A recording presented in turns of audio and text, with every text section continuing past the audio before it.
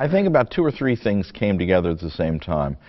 I think over the years, I'd looked at them and thought whether I should continue their saga. I don't tend to see my plays, once they're on Broadway and in London, I don't tend to see them for years and years and years. But there was a revival on Broadway of Lend Me a Tenor about 2 or 3 years ago with Tony Shalhoub and Anthony LaPaglia, and it was very successful, and I went, of course, I went, and I went to the rehearsals and so on. So I did get to see Lend Me a Tenor again in front of an audience. And I saw that people really do seem to love Max and Tito and Maria and Maggie.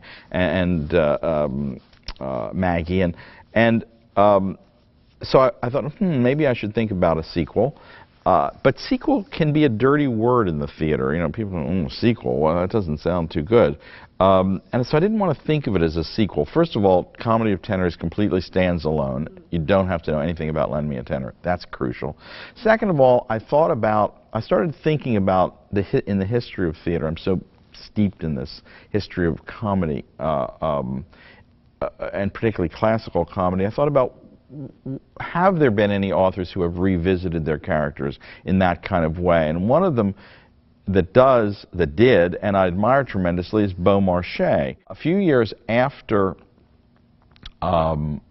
he wrote The Barber of Seville, he wanted to revisit these same characters just the way I sort of wanted to revisit Max and Saunders and Tito. So he wrote another play called The Marriage of Figaro, where he took a lot of the same characters.